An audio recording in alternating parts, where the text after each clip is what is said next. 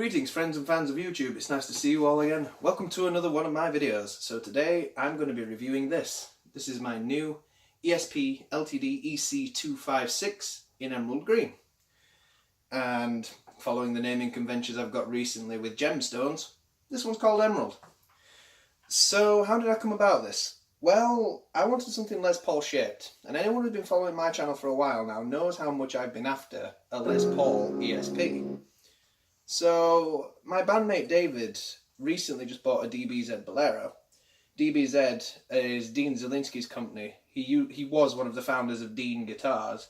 Went off and did his own thing. I think they're now known as Diamond Guitars. And he's bought that, which is a Les Paul shape, through neck, trapeze style neck. It's a gorgeous axe. So he had this going, and I was like, yeah, I've wanted an ESP again for a while, so I got an LTD Ec-256, and it has the most stunning flame maple top as well. It is absolutely gorgeous to look at. It's all bound along the edges. Beautiful headstock. It is quite literally what I had a few years ago, but a much lower version of it, but I prefer this. So, as with any review video I ever do, I'll go through the specs and go through the tones. Now this one does have a push-pull coil split, so I'll be sure to make sure you hear how that sounds too. But before I do that, I want to have a quick chat about a couple of things that people have asked me and some new things that I've acquired. So first things first, for the first time that I can ever physically remember, I've changed picks. What I'm using now are these. These are Jim Dunlop Flow picks, and I use the 1.4mm version. The Flow picks are essentially a cross between the Jazz 3s and the big stubbies that I like playing, the 2mm ones, but much thinner, and they're super sculpted, like they're super grippy. If you look here, you might be able to just see just how grippy that is. I can play for 4 or 5 hours, and I don't think I've dropped my pick once. But because of the material they're made of, they're also really good on pick attack and pick economy, because there's very little flex in them to start with, and even less so on the size that I use, which has meant that my playing has become a lot cleaner as a result. I also now am proud to say that I'm back on Ernie Ball strings. I've been using Diodario for a while, since I formed my band. And that's what's currently on my Ibanez at the moment. But I now, I'm proud to say I'm using Ernie Ball Paradigms, the skinny top heavy bottom set to be precise. So it's just the stronger set of strings that I'm really familiar with. And boy do they sound great. They're worth every penny, and they are an investment that I'm glad I made in. The third thing is this. This is my little box of joy. It is a Moore pedal board. Again, my bandmate bought this for me because we're wanting to achieve a very ambient kind of Caesary kind of sound. And he has a lot of true bypass pedals that sound really great going through a cab and head. Now I haven't got a cab or head at the moment, but the rehearsal space where we are has, and that's what I use. So, in this one at the moment, when I get it right way up, ta-da, it's even collapsible. So, at the moment, I have numerous levels of patch cables, and then these 3 pedals. This is the Moore Green Mile. It's a tube screamer, and sounds extra ballsy. This is the Yellow Comp. This is like a compressed, overdriven sound. Sounds good actually tied together with the tube screamer. If you're going through a solid state amp, it gives it a more authentic valve tone. And then obviously I've got a little baby tuner as well. Now, anyone who knows Moore pedals will know that they are extremely good value for money and extremely versatile because of their size. So I now have a compact pedal board, and I will be looking to get a chorus and a sound gate, or a delay in the sound gate. Once I've done that, my live rig is essentially set. I'm also going to be getting a Black Star head I've made that decision based on a few things, one of them being Matt the Riff Master, the other being that I sat in a music shop for a good hour, maybe two, just playing through a Blackstar HT50 head, and I absolutely love the tone from it. So that's where I'm going to be heading. So after using the ID Core 20 for so long as my little practice amp at home, it's time to go to the big guns, I think, and get a proper head and cab ready for live play. So what I'm going to do, guys, I'm just going to flick over to the clean channel on the amp and get it set up ready for this, and then I will show you just how beautiful this actually sounds. Hello there again, guys. So I am now back on the clean channel here, and just to give you an idea.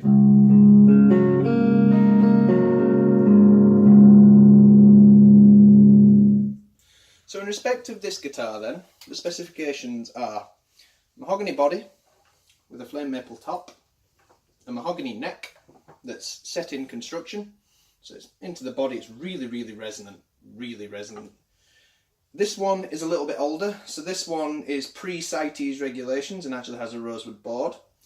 It has the trapezium style inlays, like the flags that ESP have become kind of known for. ESP's own designed pickups. They look very vintage, they sound very vintage. And obviously these cream pickup rings. Most of the stuff on this, because of its age, has faded a little bit, so all the white stuff is more of a cream colour, but I think that just gives it a little bit more authentic bite. It just looks more authentic, it looks like an actual Les Paul, and that's what I really like about it. It also has these knobs here, which are for some strange reason wired in reverse. So that one's the bridge, that one's the neck, that one is the tone, and then the push-pull. It's a Tune-o-matic style bridge, ESP's own machine heads, and it is a 24 3/4 scale like a regular Les Paul. So for this review video I am in my band's tuning of drop C sharp, which, as anyone will know, is the Trivium tuning, and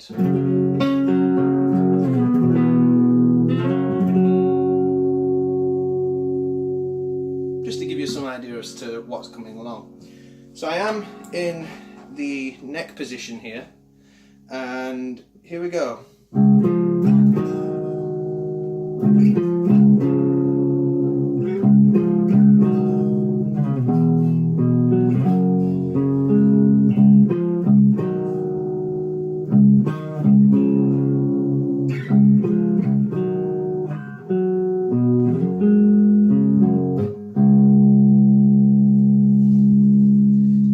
It's boomy, but it's warm, and that's what I really, really like about it. Resonant bodies like these that have got the setting construction are a lot better for playing nice, warm cleans. I mean, I have got a touch, and I mean a touch, of delay on this, and a little bit of reverb, and that is it. So what I'll do now, I'll go straight to the coil split position. Here we go again.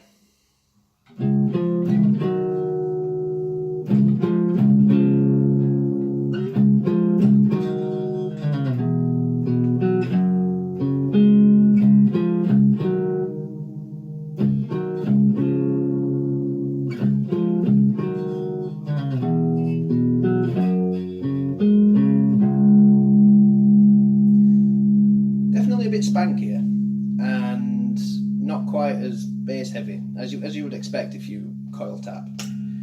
So really a lot of the tone from this is obviously because it's a really, really resonant body because of the way it's constructed.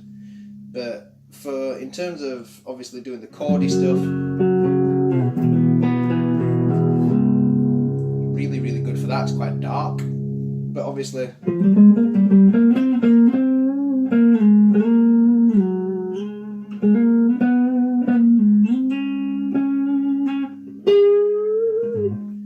it's got that lovely vintage style bite to it, and I think that's the way that these pickups are voiced. They sound very vintage, and it comes through a lot in the lead playing with this. I mean, you can just hear the blues. And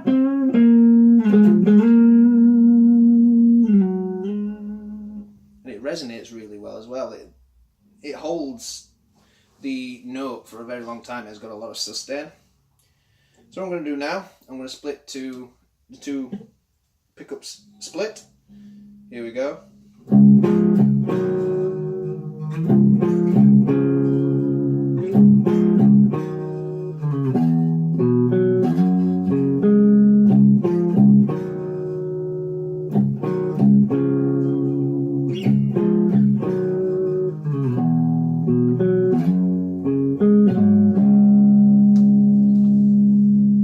Certainly a very strange mesh with that, because it becomes much fuzzier without actually having any overdrive in the amp. It's not quite as crisp as some other guitars that I've reviewed in that position. And I think it contributes towards a very vintage tone. This guitar as a whole has a very vintage feel. Even the neck is a C shape, which for me is super comfy. But you know, it just feels like a genuine Les Paul, even though it's not. And I would easily pit this against most of the Epiphone range and some of the entry-level Gibson stuff, like the Studios. This is just a lot more bang for your buck.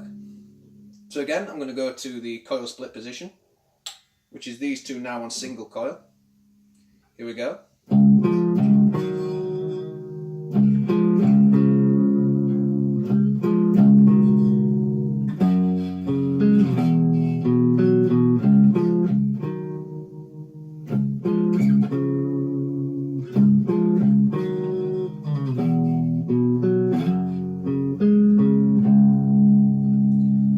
That is more what I associate with a mid-position kind of sound. That's the more authentic kind of sound that I've come to enjoy in the mid-position from other guitars.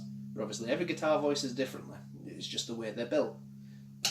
So what I'm going to do now, I'm going to go straight on to the bridge position. Here we go.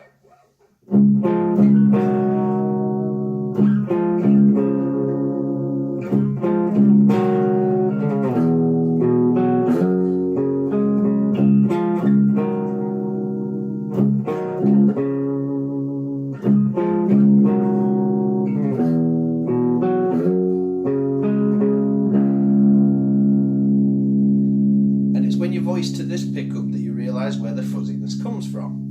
The reason for that is because this is designed more to sound like a vintage rock pickup, and a lot of vintage rock tone by and large is quite fuzzy, and it's to do with the treble and the way that the mids and the treble are actually wound into the pickup. So what I'm going to do now, I'm going to split the pickup, and here we go again.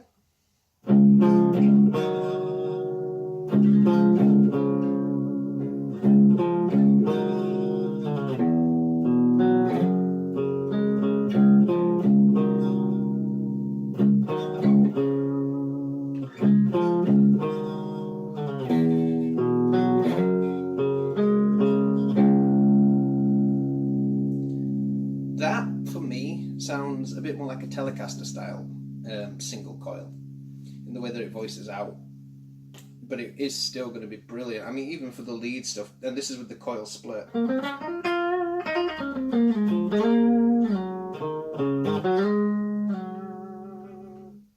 It doesn't lose a lot of volume either, apart from when you do some of the slidier stuff, it might fade out a little bit. But for me, this guitar is a very jack of all trades guitar. There isn't much you can't do with it, and that coil split is the reason for it.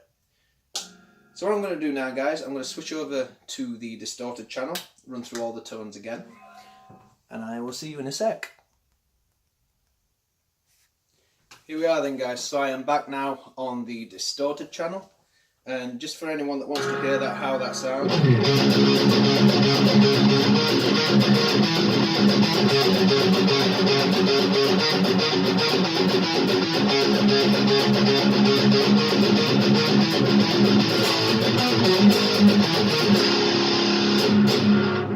It's nice and punchy in this guitar. So, as with everything I ever do, I'm going to go through all the tones again in the distorted channel, and I'll give you some lead tones as well, so you can just sort of hear how this sounds in the lead style. So I'm going to start again on the neck position with the full humbucker. Here we go.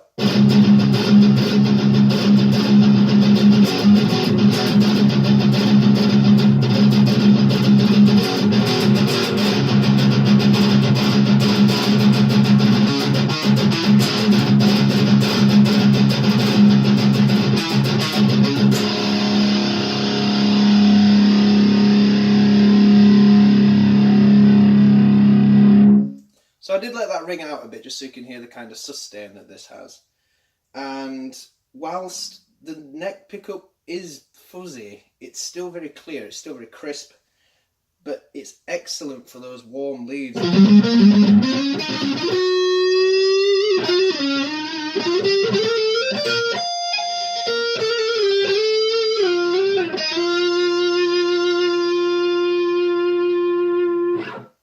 I absolutely love how this sings in the neck position.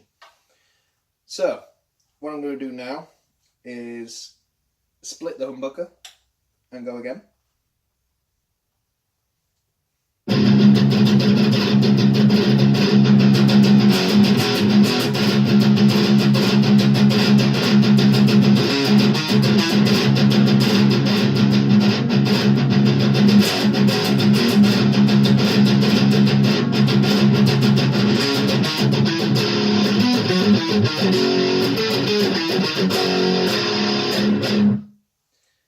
Not quite as clear as when it is in the humbucker position. I mean, even the lead tones are still... They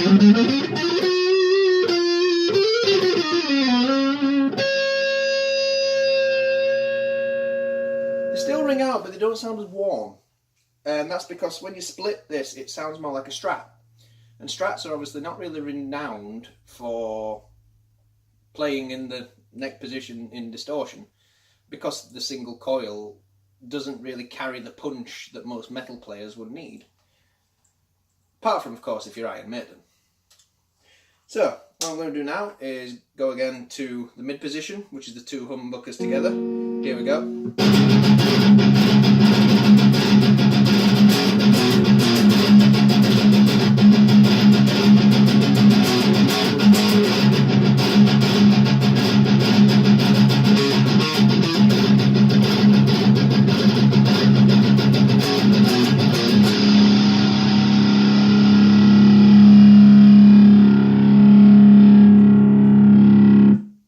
In that position, you really can hear a lot of the fuzziness that you can get from this. When you distort a channel that already sounds fuzzy, which these do in the split position, it just sounds like a very vintage fuzz tone, which is great, obviously, if you want to play that kind of stuff. In terms of the lead sound...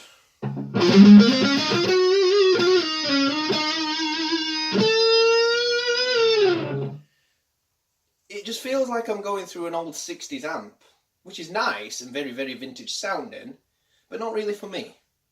It depends what you want to play, I suppose. So again, same position, just with the split coils.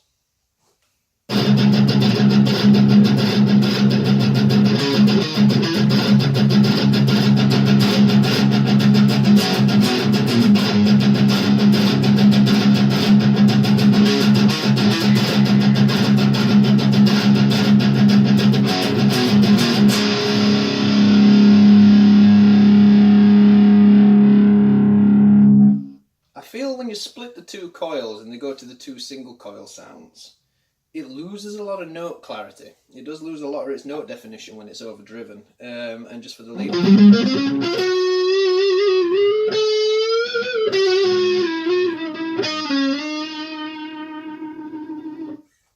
again, it sounds fuzzy and very, very vintage, but it's lost a lot of its clarity because of the way that these voice when they're split and overdriven. So what I'm going to do now is go to the bridge position, which I'm sure is the position that everyone wants to hear, because I'm a metal and rock dude and that's the position I use most. So, starting again in full humbucker.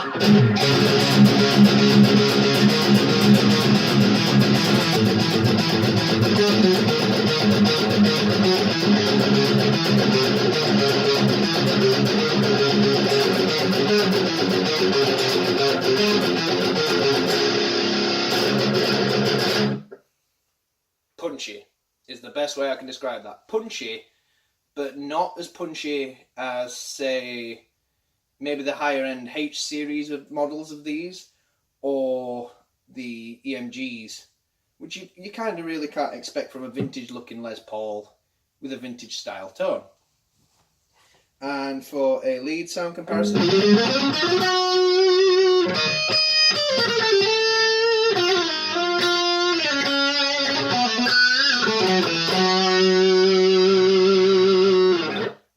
it sings really nicely. It does exactly what you need it to. The treble is just in the right spot where harmonics sound good, and you get some good squeal out of it. So the last position now, guys, is the bridge with the split coil. Here we go.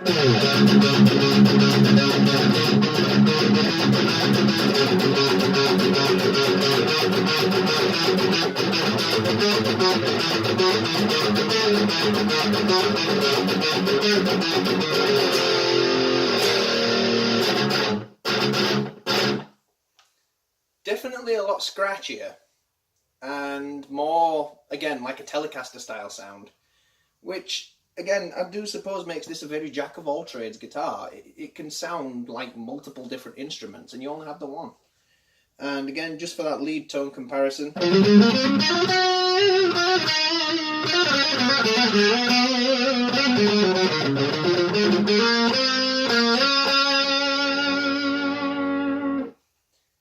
definitely not as clear as when it's in the full humbucker stage, but still really, really nice, resonant, but not quite as clear. Or it doesn't go as much note definition or clarity as I'd possibly like. So I think the first thing I'm going to say is I will definitely be swapping the pickups out in this.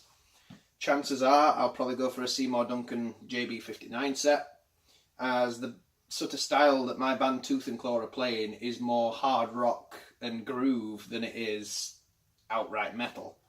And I have recently sort of gone off playing active pickups, which I never ever thought I'd say. But playing with the fusion pickups in the Damasio, and obviously these ESP pickups, it's just, I just kind of prefer the warmth of the passive sound now. Would I recommend this guitar? Absolutely. Who would I recommend it for? Just about anyone. Even though it's a full body ESP LTD and there's no sort of like weight relief, it's not overly heavy. I'd put it at about 7.5, 8 pounds maybe. And even though it's all mahogany as well, it's balanced, it sits nice, it does what it needs to do, and the pickups, whilst they are not quite as tonally punchy, are very, very good for entry-level stuff. And it also makes, as most ESP LTDs do, a brilliant modding platform for beginners. It's a guitar you can start with and take all the way through up to a professional career. So they price now at £320 UK, brand new, and only come now, as far as I'm aware, in black with gold hardware, or gold, like a gold top style with all the cream hardware. And that is it for this review, guys. So just a few, obviously, announcements. My band Tooth and Claw yesterday finished the structure lists for our first EP. We have 4 tracks that we've put together that we're now just working on tightening up. This is a bit of a shout out to anyone in the Sheffield or Chesterfield areas. We are still looking for a bassist and a hard rock style vocalist. You can follow the band on Instagram at Tooth and Claw Official, and we have a Facebook page as well, which I will leave a link in the description for. I'm extremely proud of what Tooth and Claw are writing, and I feel, for what it is, I feel very, very challenged as a musician. I'm working with some phenomenal talent, and I actually feel pushed and motivated to get better, which is something that I feel myself I've had a bit of a lax approach to, and it's nice to be inspired to play again. As anyone will have seen in the last video, Granger Guitars sent me some merch through Matt the Riff Master. Again, I just want to give a thank you out to Granger Guitars and to Matt the Riffmaster. You've supported my channel for the last 4 or 5 years that I've been doing YouTube properly, and I cannot thank you all enough. I can't thank any of you enough. I'm near 100 subscribers, guys. I'd love to get over 100 at the very least, and I can't do it without you guys. So if you like my content, share it, show it to people. It helped to inspire people and help to grow the fan base. As always, guys, I thank you very much for watching. Take care, and I'll see you soon.